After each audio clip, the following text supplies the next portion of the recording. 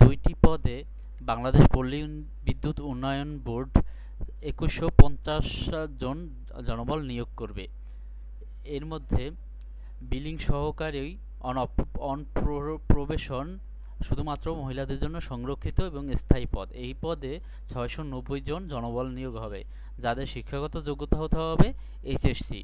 এছাড়া meter reader cum Messenger চুক্তিভিত্তিক এই পদে 1460 জন নিয়োগ করা হবে, যাদের শিক্ষাগত যোগ্যতা প্রয়োজন হবে এসএসসি। এছাড়া চাকরির ডাকের যে কোনো বিজ্ঞাপন আপডেট পাওয়ার জন্য চাকরির ডাক সাপ্তাহিক চাকরির ডাক ইউটিউব চ্যানেলটি সাবস্ক্রাইব করুন এবং ফেসবুক পেজটি ফলো রাখার জন্য অনুরোধ করা হচ্ছে।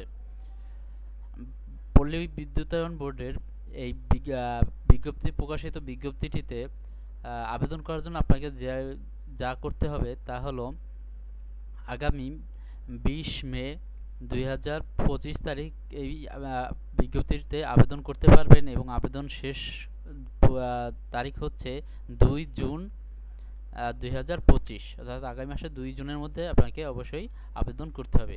এবং আবেদন করার জন্য আপনাকে বিলিং সহকারীর পদের জন্য 112 টাকা এবং মিটার রিডার কাম মেসেঞ্জারের জন্য 56 টাকা টেলিটক প্রিপেইড নাম্বার থেকে প্রেরণ করতে হবে।